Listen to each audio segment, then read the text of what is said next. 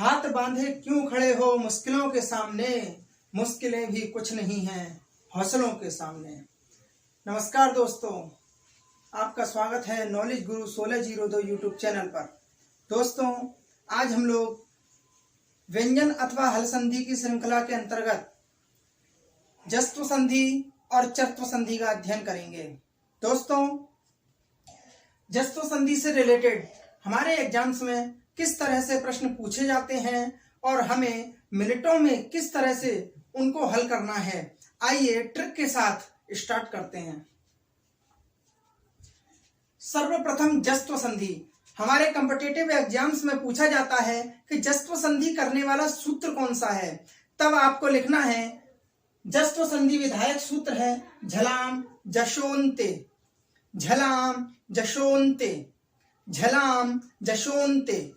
तो जस्त्व संधि करने वाला जो सूत्र है वह है झलाम जशोन्ते। इसकी अर्थ अथवा वृत्ति है पदान्ते झलाम जसः स्यु वागीशः। यह वागीशः जो है इसका उदाहरण है। पदान्ते झलाम जसः स्यु, यह इसका अर्थ है। हिंदी में यदि अर्थ जाने तो इसका अर्थ है पदांत में झलों को जस होता है। अब देखिए, यह हम आपके लिए ट्रिक लेकर के आए हैं जो कि बहुत ही साधारण सी ट्रिक है। यदि इतना आपने रट लिया तो आप जस्त्व संधि कर जाएंगे। आइए दोस्तों, अभ्यास में सर्वप्रथम इसका उदाहरण लेते हैं, किस तरह से हमको जस्त्व संधि के क्वेश्चंस करने हैं। जस्त्व संधि का यदि हम पहला उदाहरण लें तो पहला का उदाहरण होगा वागीशः।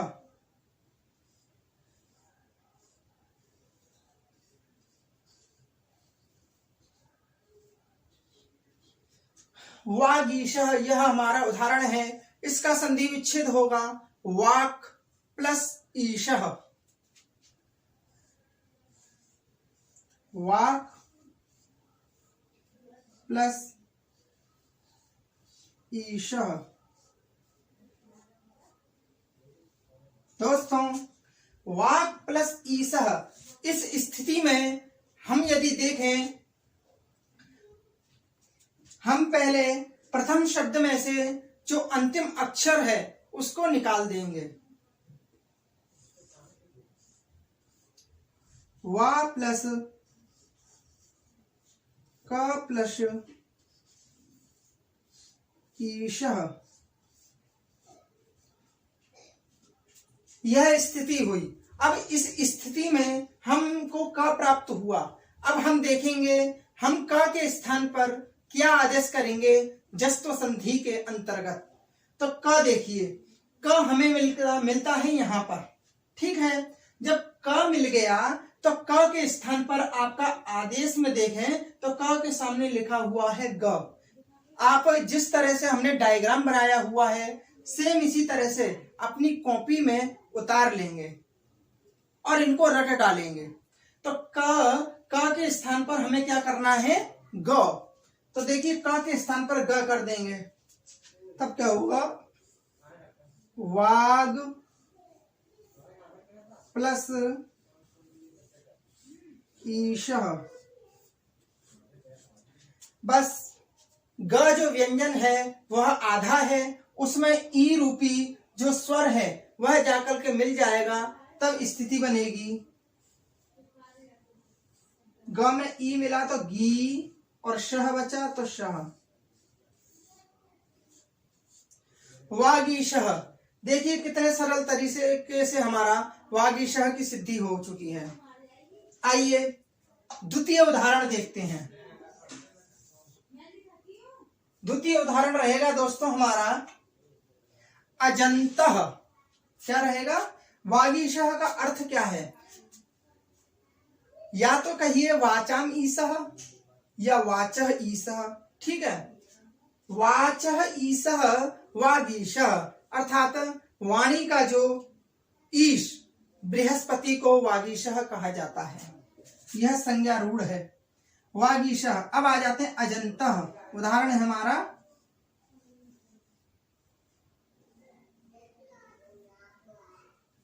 अजंतः। इसका हम लोग संधि विच्छेद करेंगे। अच प्लस अंतः,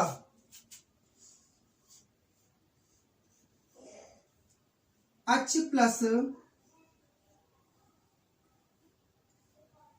अंतः। इस स्थिति में अब हम देखेंगे कि हम प्रथम शब्द में से अंतिम अक्षर को बाहर निकाल देंगे।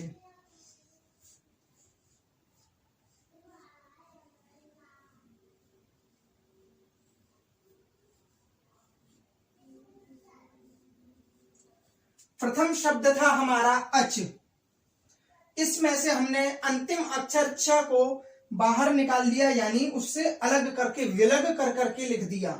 अब हमें च प्राप्त हुआ। जब च प्राप्त हुआ तब हम देखेंगे जस्व संधि के अंतर्गत च कहाँ है, तो देखिए हमें च भी मिल गया। अब इस च के स्थान पर हम क्या करेंगे, ज आदेश कर देंगे, तब हो जाएगा अ प्लस ज प्लस अंतः।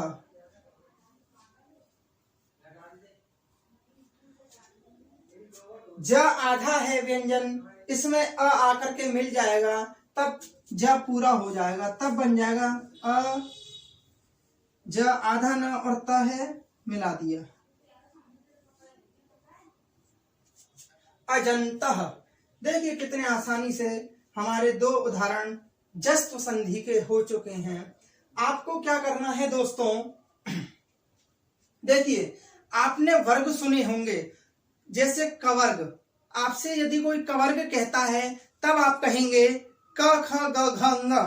कवर्ग के अंतर्गत 5 अक्षर आते हैं। कवर्ग यानी क ख ग घ ङ। चवर्ग मतलब च छ ज झ ञ। टवर्ग मतलब ट ठ ड ढ ण। ठीक है, इसी तरह से तवर्ग मतलब त थ द ध न और पवर्ग मतलब प फ ब भ म। हमारे ये 5 वर्ग होते हैं। आप इनको माइंड में सेट कर लेंगे कि वर्ग यानी वह 5 अक्षर जो उस अक्षर के बाद आते हैं।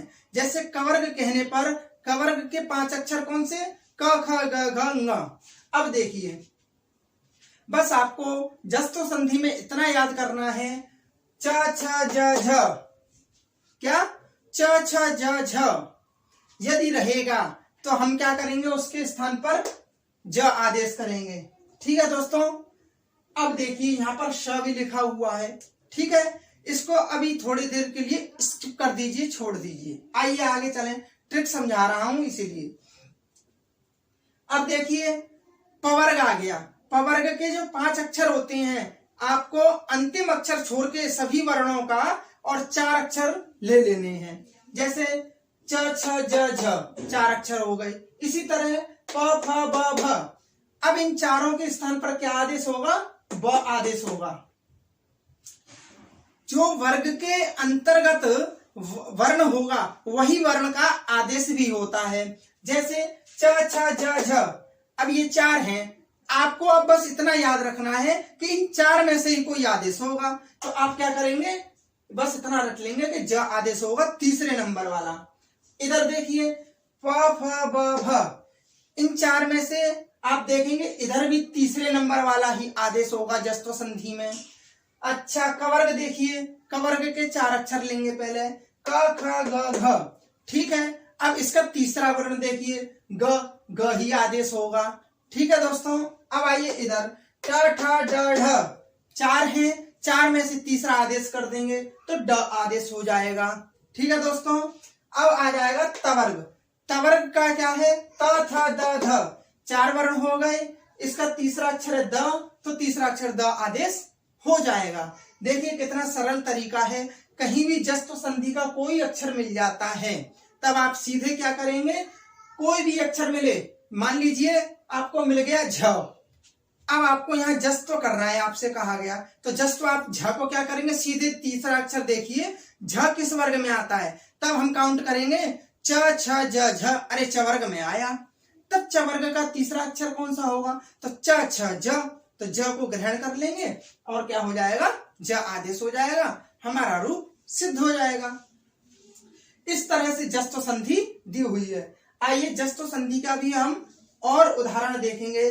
हम लोग व्याकरणिक प्रक्रिया से बिल्कुल भिन्न होकर के वर्क कर रहे हैं और जितना सरल हो सके उतने सरल हम संधियों में प्रविष्ट हो रहे हैं। आइए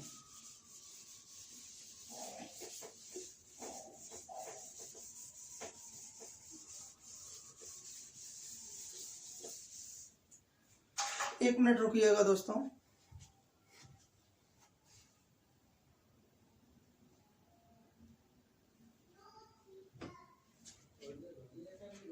चलिए अब आगे उदाहरण पर चलते हैं।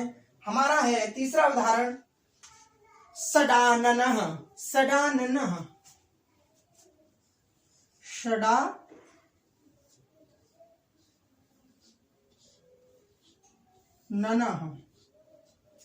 षडाननः का हम संधि विच्छेद करेंगे।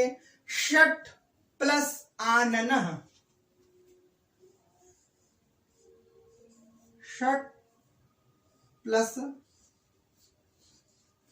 आननः, षट प्लस आननः। अब देखिए दोस्तों, षट प्लस आननः में जो प्रथम शब्द है हमारा षट, उसमें से हम अंतिम अक्षर ट को विलग कर देंगे, अलग कर देंगे। तब हमारा बचेगा अवशेष श प्लस ट प्लस आननः। ठीक है। अब इस स्थिति में हमें ट प्राप्त हुआ। अब आप डायग्राम भी मत देखिए, डायग्राम आपको रट चुका है। देखिए हमें ट मिला है। अब हम टवर्ग देखेंगे सबसे पहले। तो ट ठ ड ढ 4 अक्षर ले लिए। अब इसका जो तीसरा वर्ण है वही ट के स्थान पर कर दीजिए। तो ट ठ ड, तो ड कर देंगे। तो ट को ड कर देंगे, तब हो जाएगा श प्लस ड प्लस आननः। ठीक है दोस्तों। अब मिला देंगे तो ड आधा है व्यंजन वर्ण और उसमें आननः का जो आ है जाकर के मिल जाएगा। तब बनेगा स डा ननः। यह आपका षडाननः। षडाननः अथवा अर्थात षट आननः यस्य सह षडाननः। 6 है, आनन यानी होता है मुख, षट यानी 6, 6 है मुख जिसके, ऐसे कौन? भगवान कार्तिकेय। ठीक है। तो इस तरह से षडाननः की सिद्धि होती है। अब आगे एक और उदाहरण देखते हैं। दिगंबरः।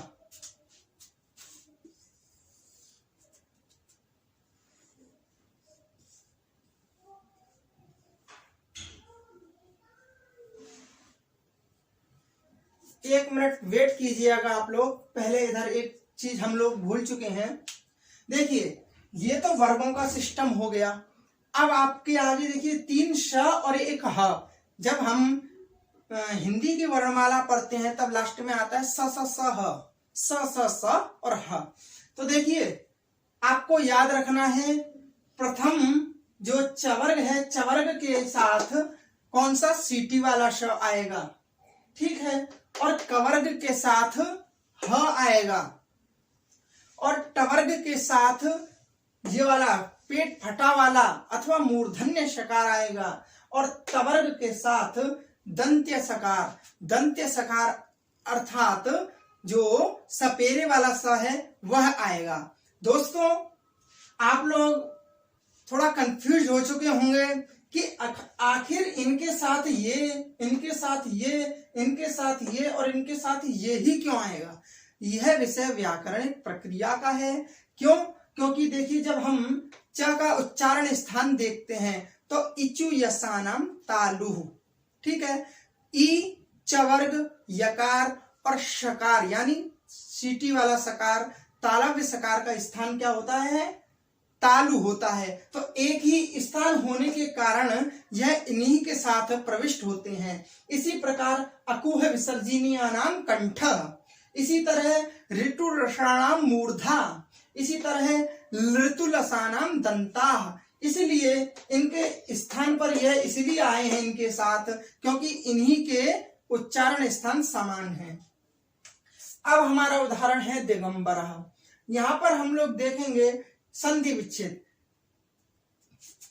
दिक् प्लस अंबरः,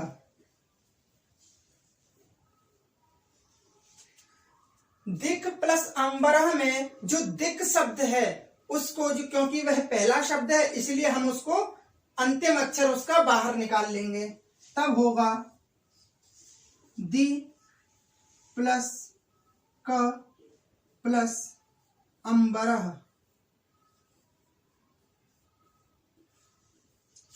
इस स्थिति में हमें क प्राप्त हुआ है। आप डायग्राम मत देखिए, हमें पता है क मिला है तो क जो है कवर्ग का है। कवर्ग का तृतीय अक्षर कौन सा होता है? क ख ग। ग को क के स्थान पर कर देंगे, आपकी रूप सिद्धि हो गई। दि प्लस ग प्लस अंबरः। ग व्यंजन वर्ण आधा है, इसमें अ मिल जाएगा, तब होगा दिगंबरः।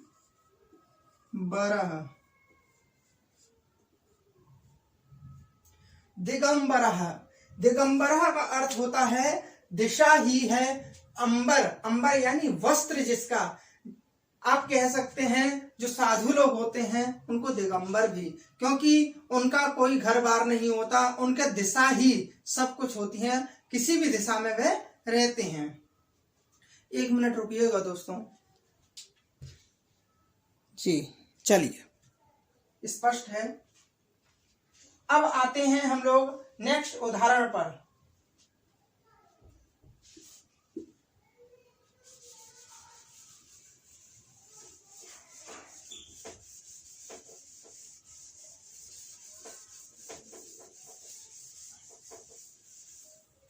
अगला उदाहरण है हमारा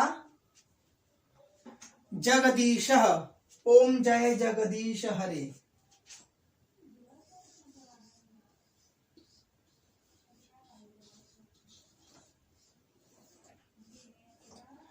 जगदीशः, इसका हम संधि विच्छेद करेंगे जगत प्लस ईशः।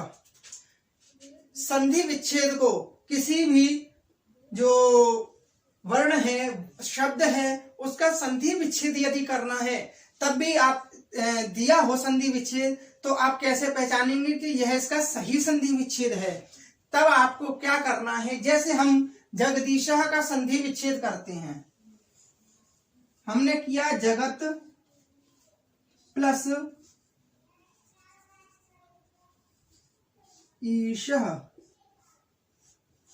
देखिए जगत शब्द आपने सर्वश्रुत है, सभी लोगों ने सुना हुआ है, तो देखिए जगत शब्द भी सुना हुआ है और ईशः शब्द भी आपने सुना हुआ है, ईश्वर अथवा ईशः उसका छोटा रूप, तो ईशः शब्द भी आपने सुना है। अब दोस्तों एक चीज देखिए, यदि आप जगदीशा की संधि कर विच्छेद कर देते हैं, मान लीजिए एक बार जग प्लस दीशः, ना तो आपने हिंदी में जग शब्द सुना होगा और संस्कृत में ना ही दीशः कोई शब्द होता है। दोस्तों कभी भी संधि विच्छेद निरर्थक शब्दों का नहीं होता, इसलिए हम जगत और ईशः इसकी संधि विच्छेद करते हैं।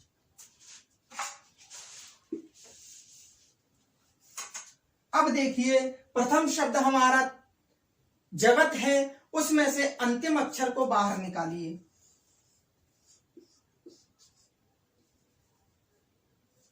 जग प्लस त प्लस ईशः, यह स्थिति होती है। अब आप कहीं डायग्राम में नहीं देखेंगे, हमको पता है त जो है तवर्ग में आता है और तवर्ग का तीसरा अक्षर है त थ द हो गया।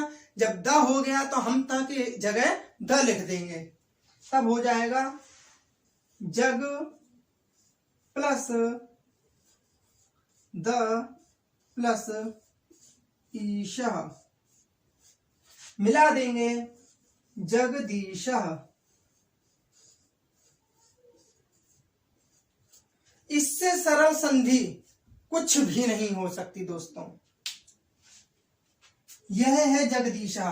अब आइए एक अंतिम उदाहरण और देख लेते हैं, तब आगे चलते हैं। ठीक है दोस्तों, आइए एक हमारा उदाहरण है चिदानंदः।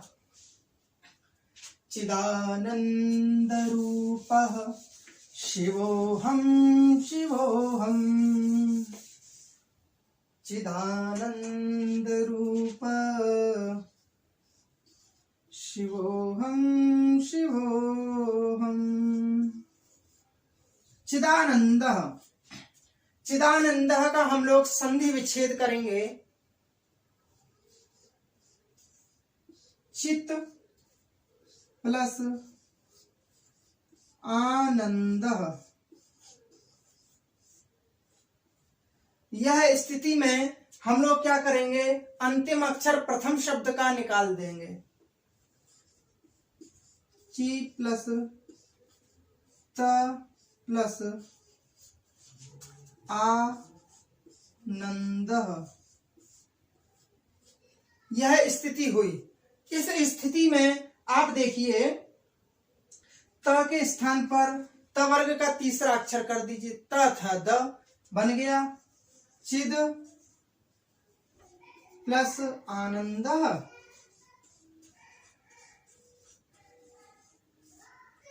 मिला दीजिए चिदानंदः। ठीक है, चिदाकाशमाकाश वाशम भजेहम, आपने सुना होगा रुद्राष्टकम के अंतर्गत। नमामि शमीशान निर्वाण रूपम। आइए दोस्तों, अब हम लोग देखिए दोस्तों, जस्त्व संधि पढ़ रहे हैं। जस्त्व संधि का हमने एक प्रकार पढ़ा, कौन सा, जस्त्व संधि, जो कि लिखा हुआ है कोष्टक में करके पदांत।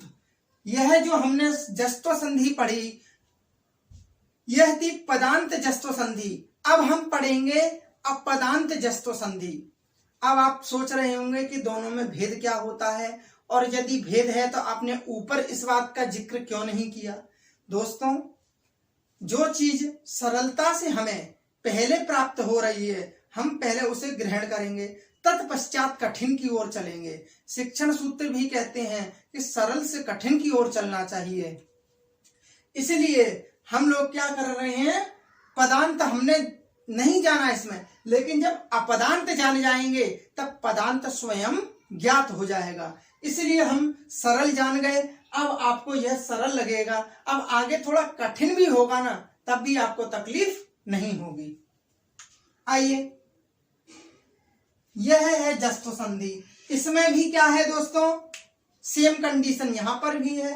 क ख ग घ, ये चार रहेंगे, क वर्ग के चार अक्षर, क ख ग घ। यहां पर भी क्या होना है, क वर्ग का तीसरा अक्षर।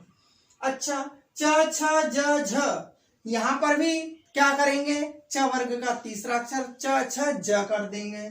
ठीक है, यहां देखिए ट ठ ड ढ, यहां पर क्या करेंगे, ड यानी तीसरा अक्षर, त थ द ध, यहां पर भी द कर देंगे, और प फ ब भ, यहां पर भी क्या कर देंगे, ब कर देंगे।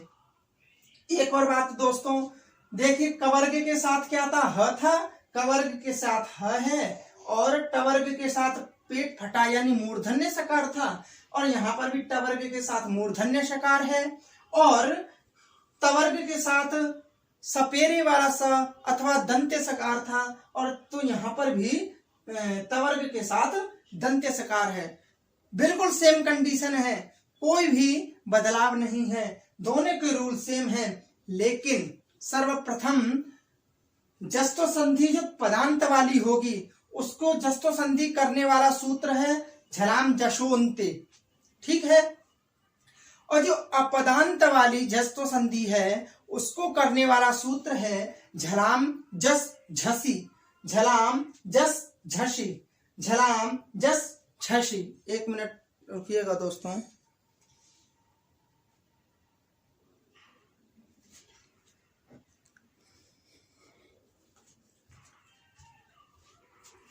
झलाम जस झसी अपदांत जस्त्व संधि करने वाला सूत्र है। अब देखिए रूल सब सेम है, कोई परिवर्तन नहीं है, लेकिन उदाहरणों में जो डिफरेंस है हम आपको करके अभी दिखाते हैं। देखिए दोस्तों, अब उदाहरण है इसका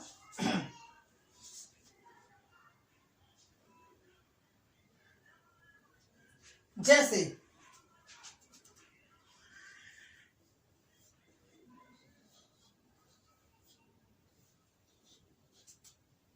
क्रुद्धः। दोस्तों इसका उदाहरण क्या है? क्रुद्धः। अब देखिए दोस्तों,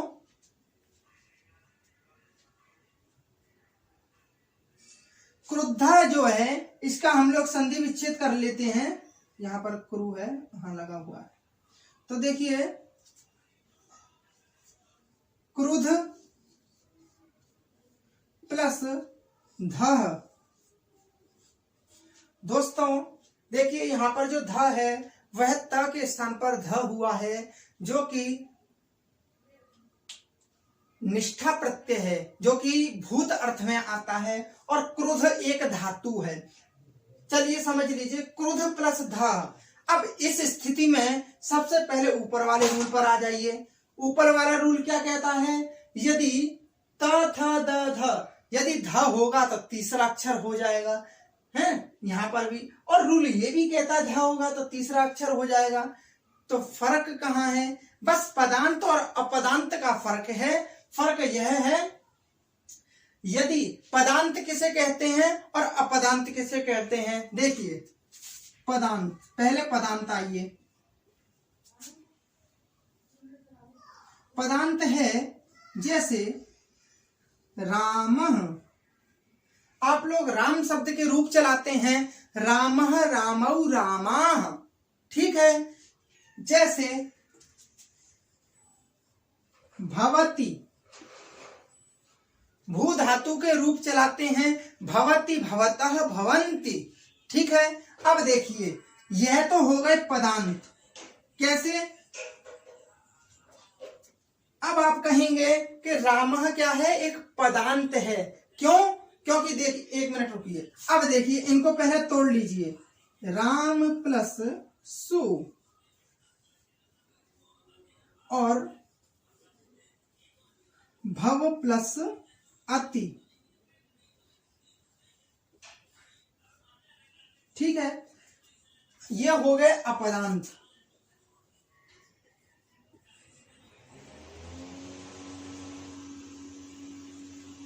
अब देखिए दोनों में डिफरेंस समझिए।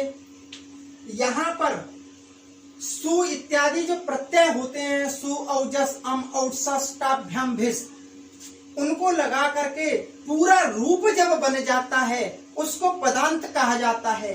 यहाँ पर रामः आप सीधे बोलते हैं अपनी मतलब लौकिक भाषा में, रामः गच्छति बोलते हैं ना, तो वह जो बोला जाता है वह पदांत राम कहलाता है। तो राम क्या है यहाँ पर? पदांत। अब राम अपदांत कहाँ होगा? देखिए राम प्लस सु, राम कभी भी आप लौकिक भाषा में यह बोलते हैं क्या? राम प्लस सु गच्छति, नहीं बोलते ना। तो यह क्या होगा? अपदांत होगा। मैं आपको समझाने के लिए बस कर रहा हूं। व्याकरण प्रक्रिया तो सुप्तिगंतम पदम इत्यादि है ही है। तो देखिए जहां पर हम रामः गच्छति पूरा बोलते हैं वह राम जो है वह कौन होगा? पदांत। और राम प्लस सु जब इसको तोड़ते हैं तो यह क्या होगा? अपदांत। अब देखिए एक हम इसका उदाहरण लिया था हमने, वाक प्लस ईशः। सबसे पहला उदाहरण था हमारा वागीशः, इसका। तो वाक प्लस ईशा हमने संधि की। जो वाक शब्द है यह एक पूरा अपने आप में पदांत है। इसमें सुप्रत्यय आया था और उसका लोप हो गया। और ईशा अपने आप में एक शब्द है। यह दोनों आपस में भिन्न भिन्न शब्द हैं, लेकिन यहाँ पर राम क्या है? राम शब्द है, सुप्रत्यय है। यहाँ भिन्न भिन्न है, यहाँ पर भिन्न भिन्न है। यहाँ पर क्या है? राम, और ये सु इसी में मिल जाता है और इसी का रूप बनता है। जब यह राम बन जाता है तब यह पदांत कहलाता है। अब देखिए, यहां पर आ जाइए। क्रुद्ध प्लस ध में जो क्रुद्ध है यह एक धातु है, इसमें कोई प्रत्यय लगेगा तब ये पूर्ण होगा। अगर ये पूर्ण नहीं है तो यह क्या है? अपदांत है। तो यह क्या हो गया? अपदांत। जब अपदांत हो गया तो हमने पहले क्या किया? क्रुद्ध जो शब्द है, पहला शब्द, उसमें से हम अंतिम अक्षर ध को बाहर निकाल लेंगे, तब होगा क्रुद्ध प्लस माफ कीजिएगा, क्रू प्लस ध प्लस ध। अब ध को क्या कर देंगे? ध कौन से वर्ग का है? तवर्ग का। त थ द ध आ गया ना तवर्ग में। तवर्ग का ही तीसरा अक्षर कर दीजिए इसके स्थान पर, त थ द कर देंगे तो हो जाएगा क्रुद्ध प्लस ध, बन जाएगा क्रुद्ध। ठीक है दोस्तों, इस तरह से लिख लीजिए अथवा इस तरह से लिख लीजिए, बात बराबर है। तो इस तरह से आपका इसका एक उदाहरण आपने देखा। दोस्तों, आप पदांत और अपदांत अभी मत समझिए, बस आपको कहीं पर भी इनमें से कोई अक्षर मिलता है, चाहे इस पदांत संधि में अथवा अपदांत जस्त्व संधि में, तब आप क्या करेंगे? जो करते हैं रूल बस वह करके आ जाएंगे, आपका सवाल सही हो जाएगा। आपको पदांत अपदांत नहीं देखना। तो दोस्तों, इसके और इसके उदाहरण आपने देख लिए।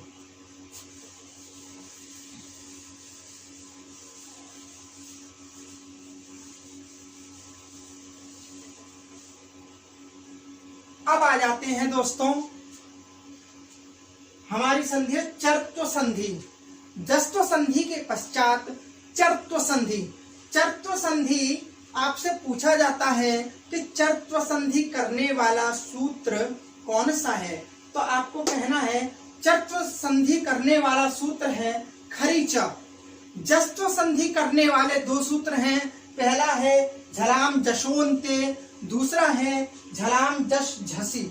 ठीक है, और चर्त्व संधि करने वाला सूत्र कौन सा है? तब आपको कहना है खरीच है। वैसे वावसाने भी है, अवसाने झलाम चरोवा, लेकिन जो सरलता के लिए हम जो ट्रिकी पढ़ रहे हैं, हमको बस एक ही सूत्र याद रखना है, खरीच। आ जाइए, इस चर्त्व संधि के उदाहरण देख लेते हैं और यह डायग्राम भी देख लेते हैं। पहले डायग्राम समझ लेते हैं, फिर आराम से उदाहरण भी आ जाएंगे। क ख ग घ, यदि यह चार रहेंगे तो प्रथम अक्षर हो जाएगा। आदेश कौन सा होगा? प्रथम अक्षर। लेकिन शर्त यह है, इन चारों के बाद इन तीनों में से कोई एक वर्ण होना आवश्यक है। यदि ख है तो ख के बाद यदि ये होगा तभी ख के जगह हम क को लिखेंगे, यह रूल है। तो यदि क ख ग घ यह चार वर्ण है तो हम क्या करेंगे? उस वर्ग का पहला अक्षर जो रहेगा उसके स्थान पर उसको लिख देंगे। तो इन चारों के स्थान पर क्या आ जाएगा? ख। लेकिन शर्त है ख फ छ, ये तीन होने चाहिए बाद में। अभी उदाहरण में समझेंगे, घबराइए मत। यदि च छ ज झ हैं, यह चार हैं तो क्या हो जाएगा? च।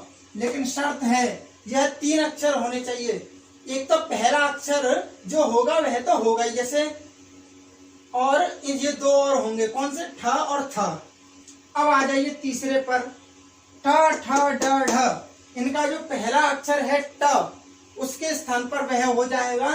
शर्त है ट त क, ये तीन होने चाहिए बाद में। इसी तरह प फ ब भ, यह भी है, इनके स्थान पर क्या होगा? प, पहला अक्षर। लेकिन शर्त है स होना चाहिए। ठीक है दोस्तों, उम्मीद है यह आपको समझ अवश्य आया होगा। अब इसके उदाहरणों की तरफ चलते हैं और अभ्यास करते हैं। आइए, पहला उदाहरण लेते हैं दोस्तों, सत्कार। पहला उदाहरण क्या है हमारा? सत्कार।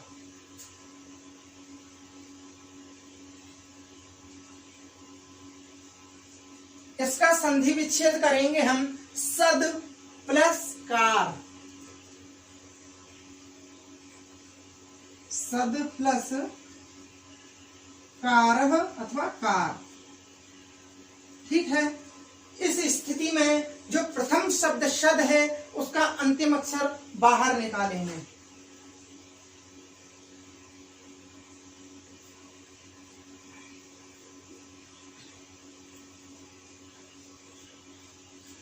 अब हमें द प्राप्त हुआ।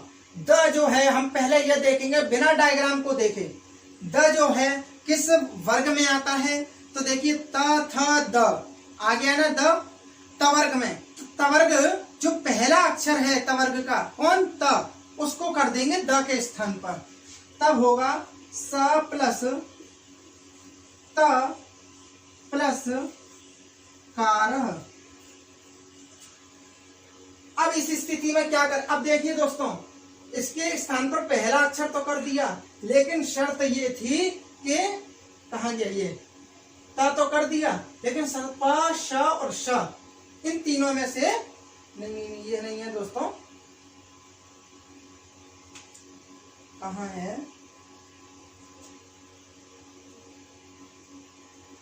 सत्कार, सद प्लस कारः। इस स्थिति में दोस्तों हम लोग क्या करेंगे? सत प्लस कारः। अब यहां पर क्या है? परवर्ण, यानी दूसरा वर्ण। तो देखिए सद है, द हमें मिल गया, इसका पहला अक्षर हमने कर दिया, लेकिन हमें क्या चाहिए? प, श और स। पर में तो आता नहीं है, तब कैसे होगा? तब कहते हैं कि क्या हो जाएगा? प, श, श। ठीक है, तो त है, त को क्या होगा? पहला अक्षर आ,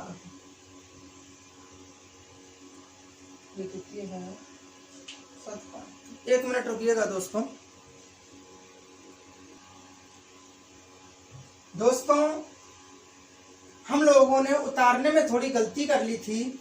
इनमें से सभी में से कोई भी एक अक्षर हो सकता है, क्योंकि उसका अर्थ है खरी झलाम चरह सिव। खर प्रत्याहार परे रहते, झरों को चर होता है। तो देखिए खर प्रत्याहार में यह सभी वर्ण आते हैं, इनके स्थान पर यह पहले पहले वर्ण तब होंगे इन सभी में से कोई भी एक अक्षर बाद में हो। तो अब हमें देखिए द के स्थान पर हमने त कर दिया, लेकिन हमें क्या मिल गया? क मिल गया। क यहाँ पर है ही, जब क है तो हमने द को त कर दिया, तब हो गया सत्कारः।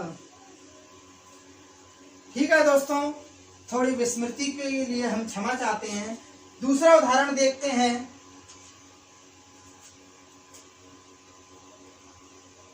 सत्पात्रम। सत्पात्रम, इसका संधि विच्छेद करेंगे सद प्लस पात्रम। सद प्लस पात्रम। इस स्थिति में हम प्रथम जो शब्द है उसका अंतिम अक्षर बाहर निकाल देंगे।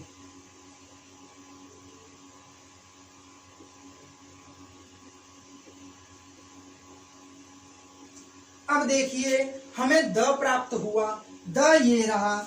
अब देखिए द किस वर्ग में आता है? तो त थ द किस वर्ग में है? तवर्ग। उसी तवर्ग का पहला अक्षर कौन सा है? त, तो द के स्थान पे त कर देंगे, लेकिन शर्त क्या है? इन वर्णों में से कोई एक हो। तो देखिए पा है, द के तुरंत बाद पा है, तो प देखेंगे है, देखिए है, तो पर में यानी बाद में प भी मिल गया, तो द को क्या कर देंगे? त। तो हो गया सत्पात्रम।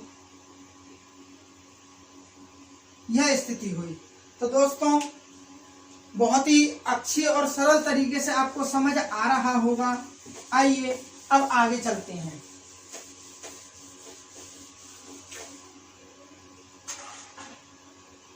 अगला है, आपने सुना होगा दिक्पाल।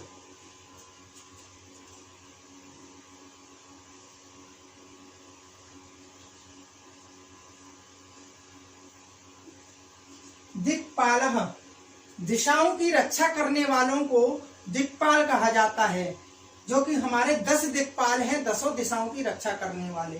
दिक्पाल का संधि विच्छेद करेंगे, दिग प्लस पालः,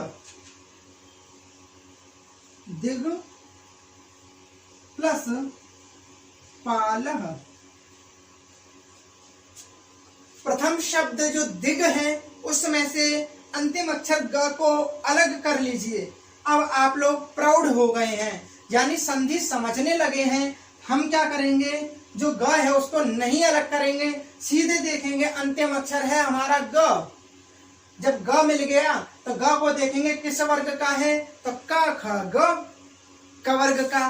कवर्ग का पहला अक्षर इसके स्थान पर कर देंगे, तो कवर्ग का पहला अक्षर है क, तो ग के स्थान पर क्या हो जाएगा क। लेकिन शर्त है इनमें से कोई एक वर्ण हो। तो देखिए हमारे पास है पा, और प भी हमारा मिल गया। जब मिल गया तो हम ग के स्थान पर क कर देंगे, तो बना दिक और पालः मिला दीजिए। आपका एक और स्टेप कम हो गया, सीधा बन गया दिक्पाल। समझ आया दोस्तों? आगे चलिए और उदाहरण देखते हैं। आपने देखा होगा लिप्सा। क्या है? लिप्सा।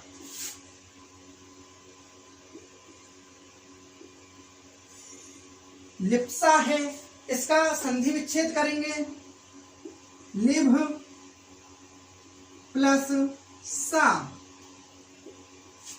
इस स्थिति में देखिए हमारे पास अंतिम अक्षर है भ। ठीक है, इस भ को हम क्या करेंगे, पहले देखेंगे किस वर्ग में आता है। तो भ आता है प फ ब भ। अरे ये तो पवर्ग का है। जब पवर्ग का है तब क्या कर देंगे, पहला अक्षर प है तो भ के स्थान पर क्या कर देंगे प। लेकिन शर्त है हमारे पास क्या है स, और इधर देखना होगा इनमें स आता है अथवा नहीं। तो देखिए स भी मिल गया, स मिल गया, भ को प कर देंगे, तब बनेगा लिप और सा। सीधा सीधा। एक और उदाहरण देख लेते हैं अंतिम। दोस्तों आपने सुना होगा छेदतव्यम।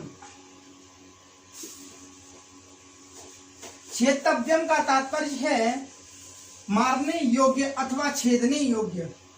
जैसे हमारे पास है छेदतव्यम।